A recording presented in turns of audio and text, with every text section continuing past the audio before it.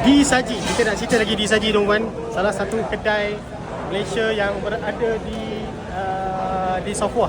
Depan dia ada pasir, kedai jus, macam-macam.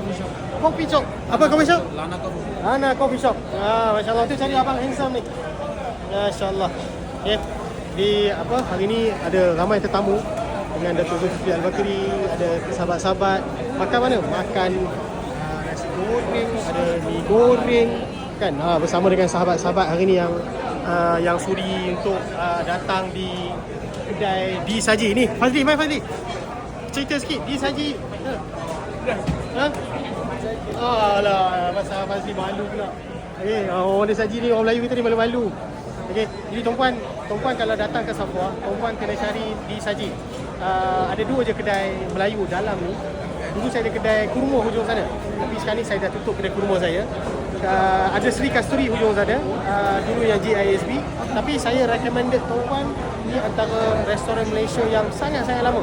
Saya masuk belajar Madinah 2008 dan sampai sekarang restoran ini masih lagi ada, dan saya rasa lebih daripada 20 tahun dah tegak di sini, alhamdulillah, dan mencari rezeki yang sangat baik. Dan kalau kedai ni saya suka apa tau?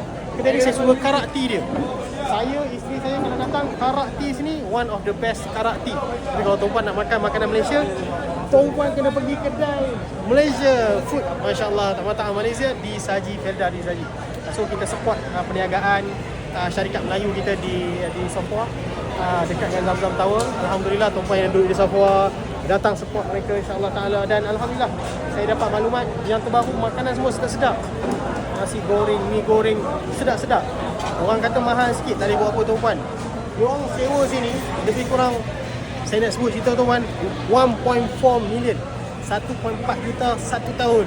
Jadi bila mahal sikit tu, maafkanlah mereka, dan itulah harga yang ada dekat sini. Jadi tuan-puan, kita support perniagaan orang Malaysia kita, insya-Allah taala, dan moga-moga mereka terus maju berjaya dengan lebih baik, insya-Allah taala. Doakan kami hajam mabruran wa sa'yan mashkuran. Lagi minuman di sini. Bagus, kau fresh. Okey, assalamualaikum warahmatullahi wabarakatuh.